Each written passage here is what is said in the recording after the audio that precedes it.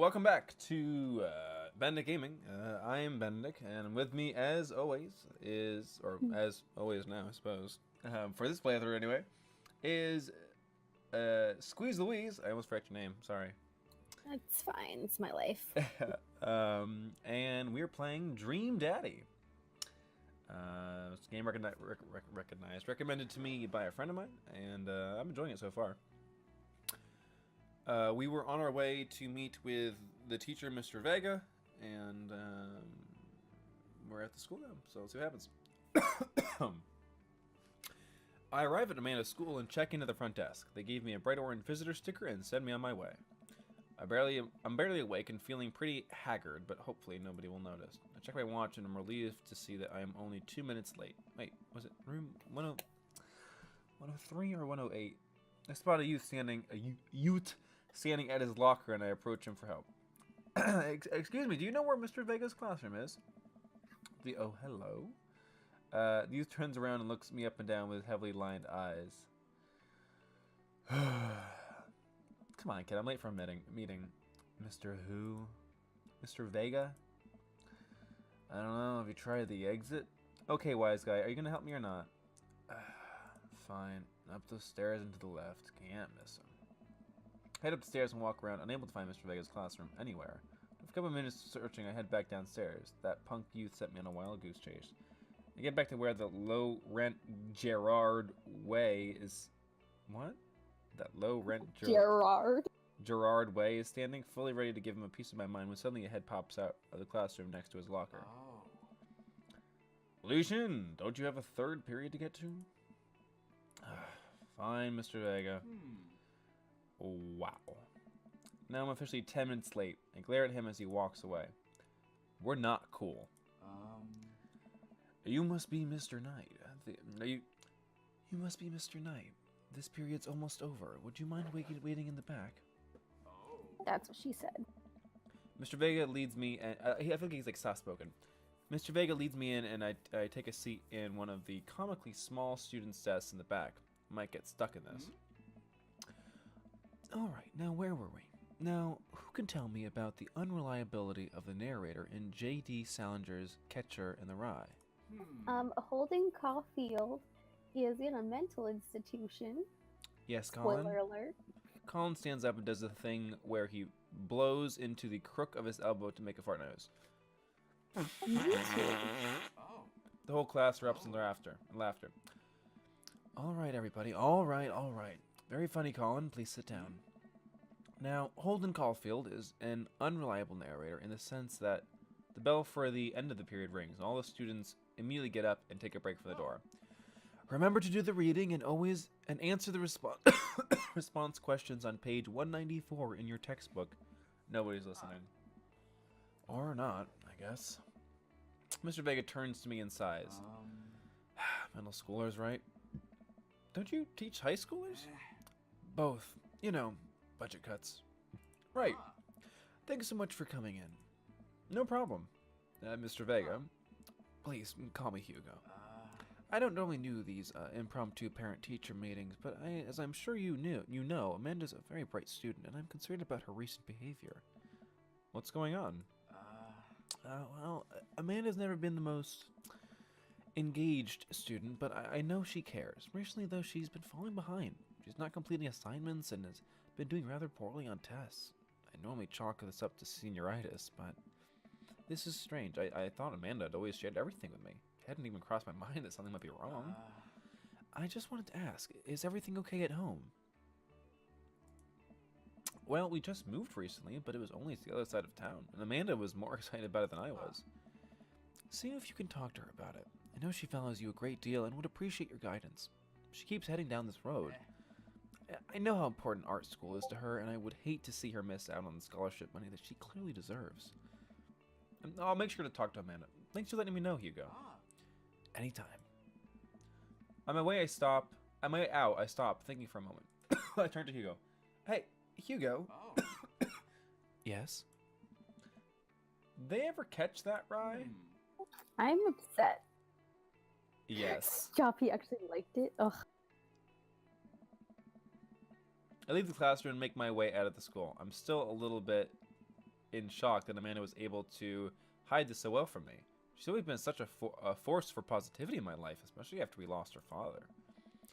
Amanda must be done with her classes for the day by now. I'm sure she would appreciate a ride home, and maybe I can talk to her about what's going on.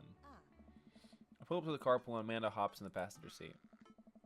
So, do you have fun gossiping about me? Mr. Vega and I actually gossiped just about our celebrity crushes. So you talked about Mario Batali this whole time? It was a very productive meeting. I'm pretty hungry. We grab some dinner. Sure thing.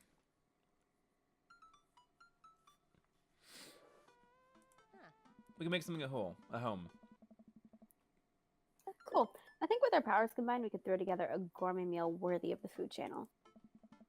I don't know about that, but I can promise you that it'll at least be edible. That's the spirit. We drive in silence for a short while. Amanda plays a game on her phone. I should say something. You know, sometimes when a kid gets older, they find that they have to keep things hidden from their parents. And that's okay, because sometimes that's what kids do. And that's okay, but also sometimes it's good to have the parents' perspective. Because, you know, maybe the parents also have dealt with similar situations. And maybe they're a little cooler than you give them credit for. Anyway, what I'm trying to say is that it's good to share. Love you. Have you been reading my tweets? You have a Twitter? What? Never mind. Look, sweetie, Mr. Vega said that you haven't been participating in class and that you're not turning things in. Oh, I'm fine, Pops. Senioritis and all that. I thought you liked Mr. Vega's class. It's fine. He's fine. You pull up to a stoplight and I am Amanda. She's still texting. Just, I want you to know that you can talk to me about anything. Uh-huh. I can tell that whatever it is, she doesn't want me knowing about it. That's frustrating. I heard MR is going to that fancy art school in California. That's exciting. Yep.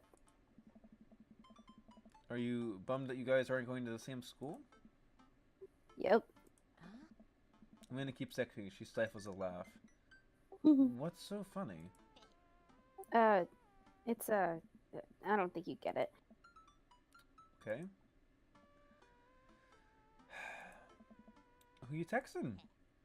Noah, Who's Noah? my friend. Does he go to your school? Yep. Do you, like, Noah? What? No. Dad. Ugh. Can't believe you would... Dad. I mean, jeez. Why would you... Gross. Sorry. Just asking. Dad, he's just my friend. Guys and girls can be friends. He's my friend. Okay. Jeez. This is going well. Well, good talk. Good talk. Love you, kiddo. She leans forward and turns up the radio. I guess that conversation is over. May and I get back home and start cooking some dinner. I found this artisanal mac and cheese recipe online that I've been dying to try. Artisanal? There's 2 ingredients to mac and cheese. Mac and then cheese. Dad, please try and enjoy the finer things in life. I think you, of all people, should be able to appreciate what one can do with cheese. Plus, it has bacon in it. Ooh, aren't we a society collective? Aren't we as a society collectively over bacon? Bacon never stops being good. It's just a PR problem. We get to work on the recipe. Amanda measuring things out and handing them to me to dump in the bowl so I can feel useful. Amanda puts me on bacon duty so I can chop a bunch and toss it in a pan to get it sizzling. The key to good mac and cheese is a balance of texture and flavor, Pops.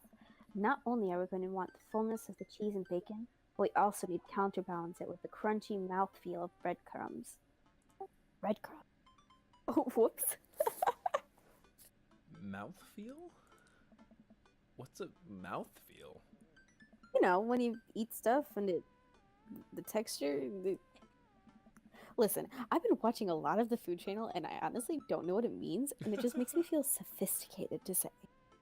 Yeah, I love when they're like, oh, they're always cooking some shit up on like Iron Chef, and they're like, oh, and over here we have some fancy fucking French word. I'm like, oh yeah, It reminds me of the freaking picture where it's like, oh, this is a breadcrumb encrusted chicken saute, and they're like, that's chicken nugget. Oh my god, I was watching the food channel at work because I was supervising some of the kids who were in like the recreation area, and they were watching it, so I was watching it with them. And there was this like, I don't know, this teenage, no, like preteen like baking contest thing or something. That Yeah. was like, do you know what I'm talking about? Yeah, I know exactly what you're talking about. And they were doing macarons. Macaroons? Macarons. The French one is macarons. Macaroons? They're the same difference. Same thing, guys. Macarons.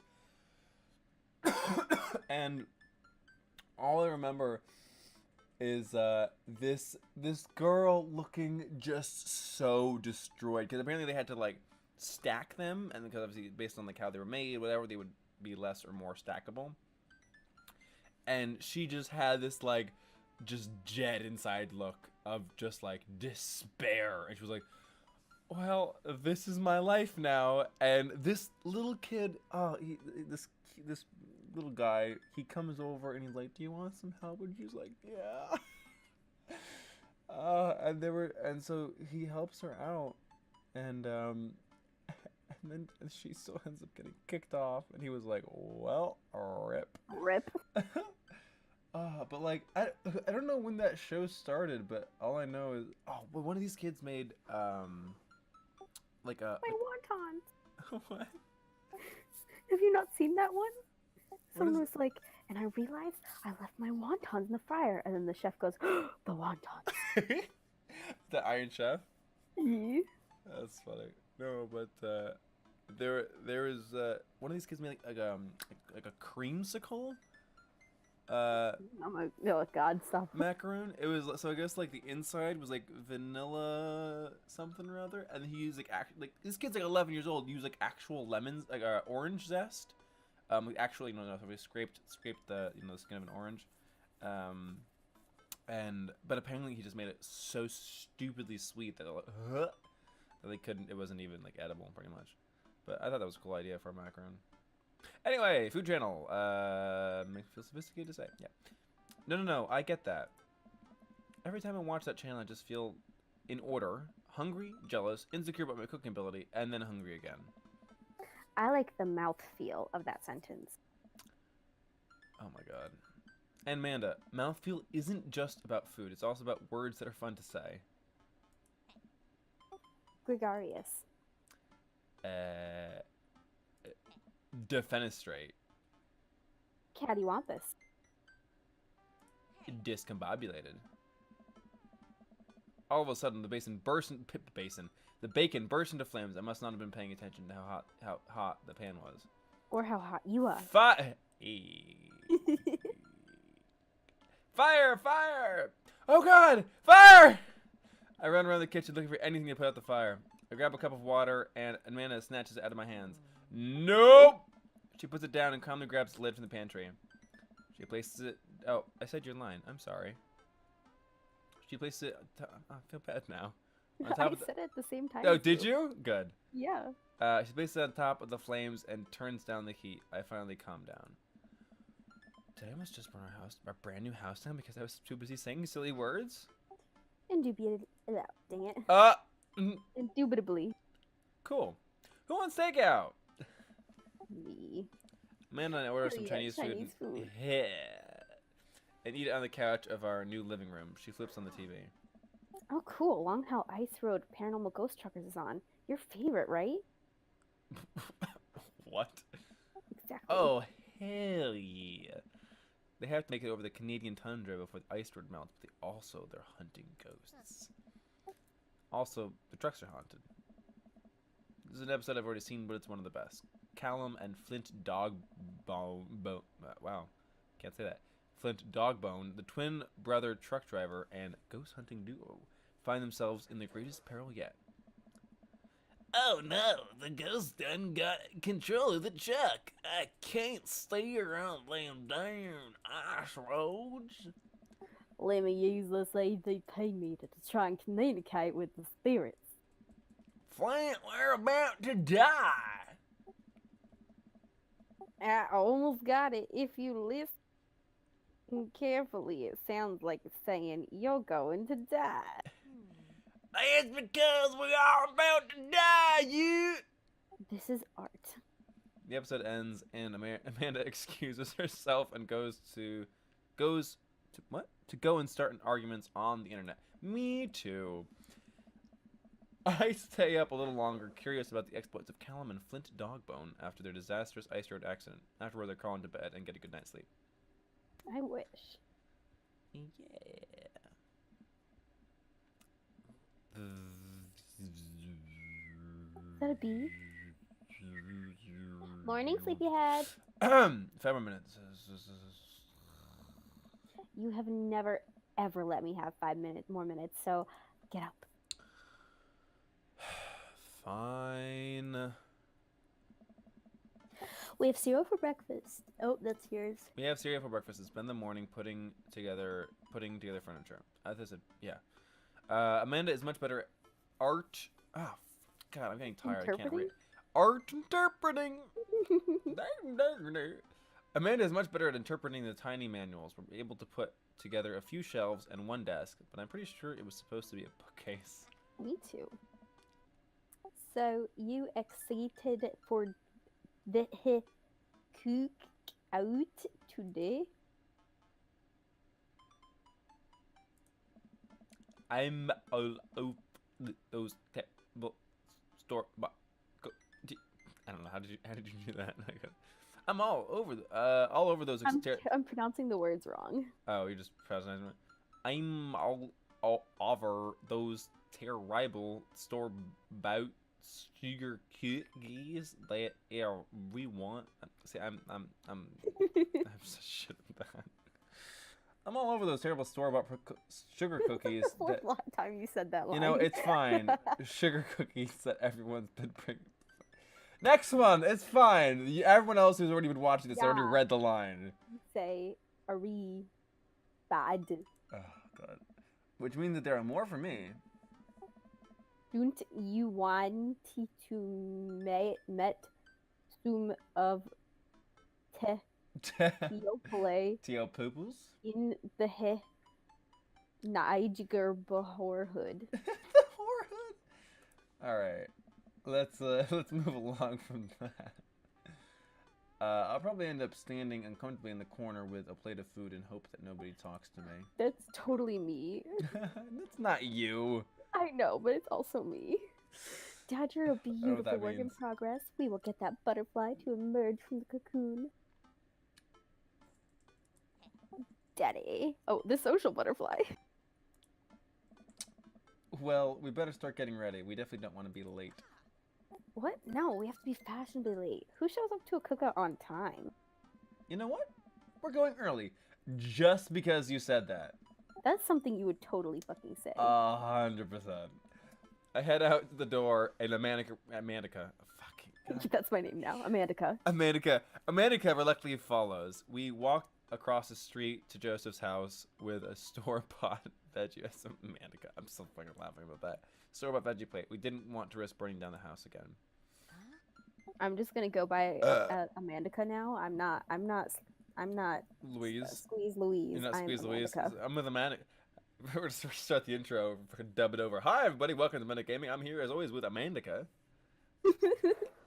I guess we're not as early as we thought we were. Joseph's backyard is already packed with people, and the smell of hot dogs wafts through the air. God, it must smell terrible, all those hot dogs running around. Mm. Oh my God, so many issues.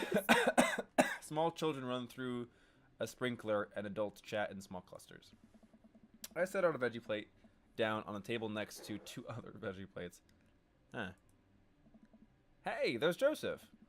I wave to get his attention. The moment he sees us, he jogs over, arms wide open. Oh, welcome. I'm so glad you two are here. And you brought veggies. Let me introduce you to my family. Kids, come on over here. This is Chris, my eldest. Hi. I'm gonna do it. Hi! This is Christian and Christy. They're twins. They stare creepily. Creepily and say nothing. Then, of course, there's our youngest, Krish. Wait, where is Krish? Maybe Mary put him in his crib. Wait, Mary. Oh! You bitch, get funked. Oh no, it's the woman from the bar from the other night. What is she doing here? Oh, and how could I forget my lovely wife, Mary? Joseph pecks her on the cheek. Hex. Do you want to read the narrator last one? Because I'm dying. Ah, Mary, sweetheart, did you put Krish to bed? I don't remember how she talks. I think it was like, I'll have to go look for him. yeah, it was drunk, but at the time. So what does she sound like normally? I think she's always drunk. She's always drunk. All right, do I'll it. have to go look for him. What? You'll have to. Joseph takes a moment and regains his composure. Mary, this is our new neighbor, Nate, and his daughter, Amanda. Amanda. Yeah. I'd shake your hand, but I have a glass of wine that I need to tend to. She I told you is drunk. still drunk. I love her. Nice to meet you, Mary, for the first time. Charmed. Well, I have to go over there now. Mary leaves. Oh god, this is so awkward. I wonder if Joseph knows. I wonder if Mary knows that Joseph knows. I wonder if Joseph knows that Mary knows that I know. It takes all my energy not to run away from the barbecue and start fresh in the new city. My wife has a wonderful sense of humor, but please, you two enjoy the barbecue. All the guys are really excited to meet you. Wink, wink, nudge, nudge. All the guys. All of the girls. Oh, sorry. Here, let me introduce you around. Have you met Matt yet? Oh? Hey, Matt, come meet our new neighbors. This is Nate and hello. and Amanda. Amandica. Amanda and I both give him a wave. Hey, I'm Matt. Nice to meet you too. Matt runs the coffee shop down the street. He bakes a mean carrot cake. Matt grins sheepishly. He also knows everything about music. His record collection takes up a whole wall of his house.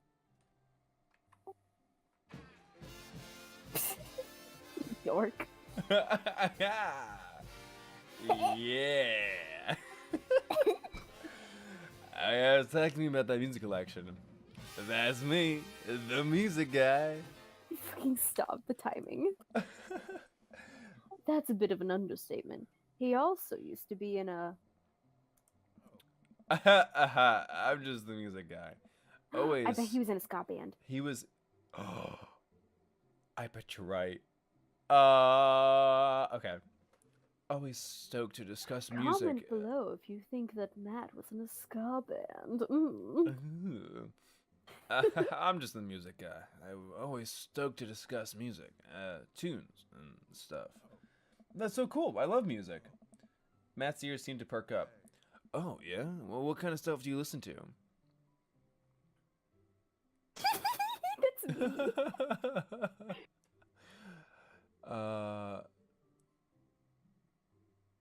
Dad rock. You know, with the guitars, the drums, and the lyricism about growing older and seeing the world changing before your eyes and... Oh, why am I sounding like that? You know, with the guitars and the drums and the lyricism about growing older and seeing the world changing before your eyes and you don't know how to deal with it? Buddy, I relate to that. Cool, alright. Can I just point something out really quick? Mm-hmm. Matt's pants looks like he has a raging boner. Right there. I like Right there. because like he's like wearing like boxer briefs, so like it's kind of like tucked down and it's not like out, but it's very visible. Anyway, Matt stands there for a second. Oh, he has gauges too. Yeah. Twins. He's got that hair and that tattoo and the little bracelet and the... And the big dick. Anyway. And he's wearing purple. Ooh, And his shirt, his jacket thingy matches your character's shirt. Oh, it was meant to be. It's meant to be. It was meant to be. Some things are meant to be. So, right. Cool. Well, I'll be making the rounds. Feel free to stop by later. Is he as afraid of people as you are? He might be. Let me introduce you to Damien. Oh, yeah. Bachelor number 2. Oh, I'm so ready. I want this person's voice. Joseph beckons a tall man in gothic attire over. Ooh, okay, all right. Good evening. Oh, you're doing him? Okay. Damien, this is our new neighbor Nate. Ah, so lovely to meet you. Damien shakes my hand and then bows. If you're ever interested, it will bring me great pleasure to host you for a spot of afternoon tea. Wow. Yeah, that sounds rad. Splendid. Well, I must be off. Perhaps our paths shall cross again.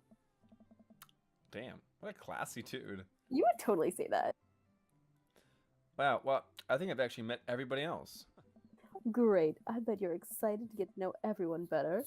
Hope you both enjoy yourselves. Amanda and I mill around and try some of the food spread out on the table. Pick some I fucking deviled love eggs. deviled Oh, eggs. so Oh my good. god, right? Remember that party with the deviled eggs? Oh, so good. I was like on that You need to shit. try my mom's deviled eggs. They're so fucking good. You know, to be honest, they're not hard to make. We could totally do it if you No, wanted. but like they taste so good. I don't know what she does. but No, it's I'm so saying, but if you wanted to ever make deviled eggs, we could totally do it. It has to be her recipe. I've tried other people's deviled eggs and What they're does she shit use? compared to hers. What does she use? I don't know. The blood of babies. Oh, so many dead baby jokes just ran through my mind. No, but literally, all right, Easter's coming up. She's gonna make deviled eggs. You have to eat them. Okay. No, They're fucking that's delicious. fine. They never last more than 10 minutes, honestly. What? Because like everyone eats them, Everyone or just eats because them. they just turn rotten? Sometimes they don't even make it to Easter. She makes them the day before. Whoops. Now my brother did the same thing with the potato latkes at our house during the holidays. Now I really want German potato salad. What? German potato salad? Oh my god, it's so good. It's What's the potato difference salad between with like mayo and bacon and onions, and it's Ooh. so good. Oh, it does sound good. It's so fucking good. And my brother always like will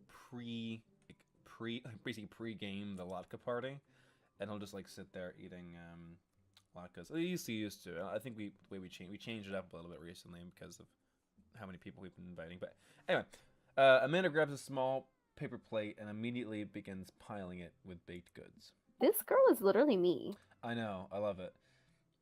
Ugh, I don't want to have to make friends. This guy is not me though. Come on, Dad. Who are you gonna party with when I go off to school? But I don't want to have to do pleasantries. Dad.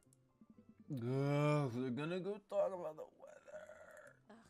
weather. Go. Do it. Make a friend. Do it. But how can I possibly abandon my only child at a social function? That's bad parenting. This plate of cookies is my new dad. Bye. Me too. Amanda shoves me into the center of the yard. The corner. Shut up. I'm getting tired. Never Stop. put baby in the corner. No one puts baby in a corner. Well, here goes nothing. I look around the pantry. Oh, God. just read it, please. I can't. I'm not I doing look it. around the party and I'm surprised to see some familiar faces. Oh, it's the coffee guy. Or is he the music guy? He's a music guy, idiot. Oh, damn, Robert's here. Okay. Didn't that guy throw a frisbee at my head? Yes. That mysterious goth guy. Oh. Isn't that Amanda's teacher? Hey, I know Craig. Yeah. But wait a second, all these people live in our cul-de-sac? That can't be right. I'd better investigate.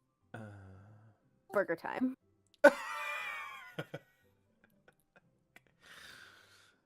No, you have to. I better go investigate. Burger time. And without further ado, let's work some magic. Oh, yeah.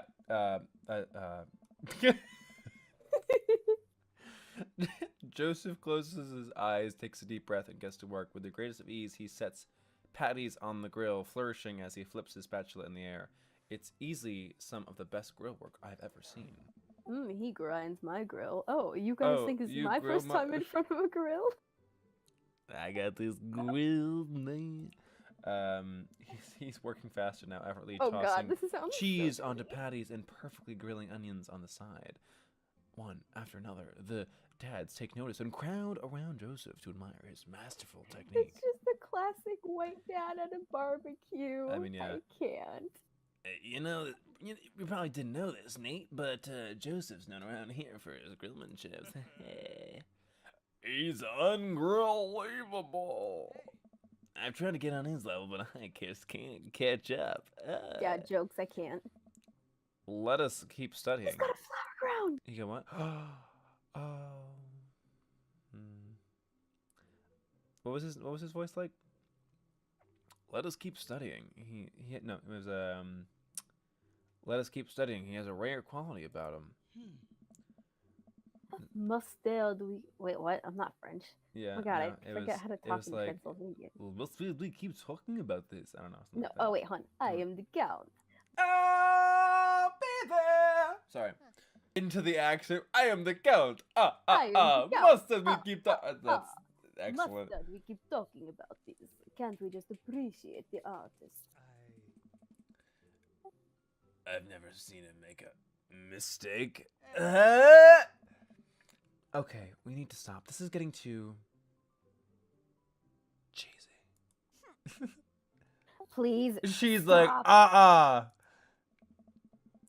All the children at the party boo the glorious display of puns in unison. Ooh. All right, guys, the food's ready. Please form an orderly barbe-queue. Amanda groans. We all grab our food and hang out, enjoying perfectly cooked cheeseburgers. Man, it's just so wild how all of us dads live in the same cul-de-sac and are all equally sexy in our own individual ways. Matt is that one. Kinda nice, isn't it? It feels like there's a real kinda nice, isn't it? Feels like there's a real community here. Totally helps when you're just a single dad trying to raise a kid. We're happy to have you here, man. I think you're gonna like this neighborhood a lot. Plus, Amanda seems to be getting along with all of the kids. If she decides to get into the babysitting game, she'll really make a killing. Hey, why don't you add us all on Dad Book? What the actual fuck? What is Dad Book? Yeah, it's a great social network for dads to keep in touch with each other. We're all on it, so if you ever need to reach out to anyone, that's the simplest way to do it. I'll be there. Sorry. Do it.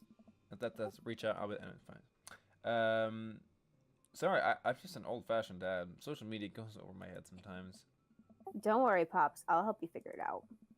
Oh god, that sounded so wrong. Did it?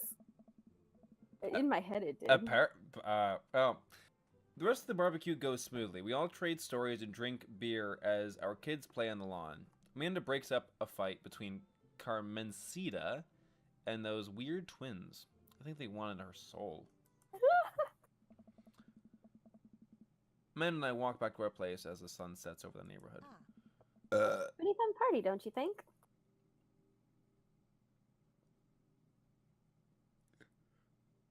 Paranormal ice road truckers. Yeah. You and Daisy seem like you were having a way better time than I was. I hope she's gay. Because we I were. hope she is too. Or at least bi. Yeah. Well, hey, at least you met some other cool dads. You should hit them up on Dad Book. Maybe I will, if I ever figure out how social media works. I have a good feeling about this place. Me too, Dad. Me fucking too. Daddy. Alright, and that'll be the end of this episode of Benedict Gaming. We were playing Daddy Issue. I mean, we're playing, what is this? Daddy Issue. Dream Daddy? Sorry. We may also be playing Daddy Issues, who knows? But that is a whole nother subject for another time. You want to know something I just noticed? What's that? There's a lot of, like, phallic-ish references in this house. Okay, so there's a cactus on the table. There's a cactus in the picture. There's a unicorn, which has a horn. There's a box of tissues. That duck thing has a really long bill. Like, Box of tissues? Yeah. How is that phallic? like box tissues and lotion. Oh, gotcha. References. Yee. See, yeah. Anyway. Yeah, no, you're right. You are right. And nipple. Remember the nipple lighting in the dining hall? Can you just edit it so it goes from you just saying like, all right, this is the end, and nipple. I can. It's great. All right. See you all on the next episode. This is Amandica signing out. Amandica. Don't forget to like, comment, share, and subscribe.